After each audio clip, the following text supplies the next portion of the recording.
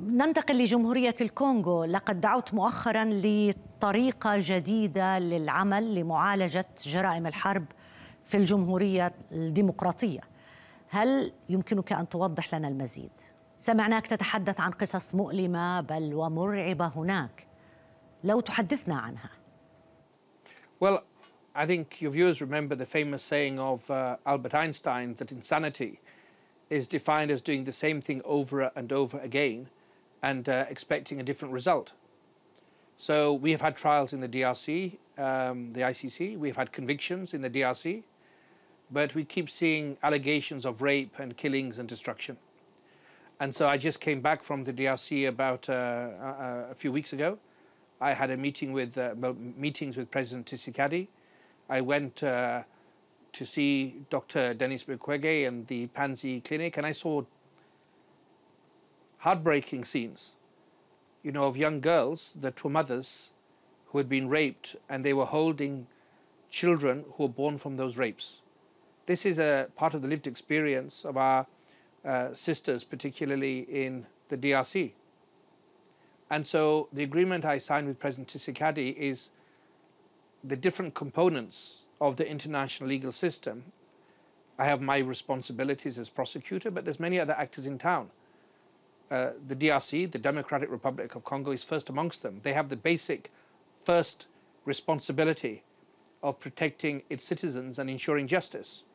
But the United Nations is there, the African Union is there, the European Union may be able to assist. And I said, let's discuss a new paradigm, a new way of working in which maybe individually we can't halt the tide of criminality that has befallen the people of the DRC, but maybe collectively a new way of working, maybe a hybrid option, maybe an option combining DRC judges and investigators with ICC technical assistance, with the African Union supporting it, with the United Nations involved. I think this new approach needs to accelerate, because there also people keep suffering and it can be done. When I spoke to the Nobel Prize winner, Dr. Denis Mukwege, he gave me an example of a case that really is chilling. It's the Kavumu case. And there were cases of a criminal organization that were, I think, the Lord's Army or the Messiah's Army. This is what they called themselves, and they were targeting children. And there were rapes of these children, 18 months old. 18 months old to 11 years. And the reason they were raped is these criminals wanted the vaginal blood from these children to put it on themselves because they believed, ludicrously, that it would make them bulletproof, that they would be able to fight with nobody will touch them. Now, what Denis Mukwege told me is that when these people were tried, it made a big difference, because he was doing 2 to 3 operations, repairing as best he could the wounds, the damage caused to these young girls, these children, these babies.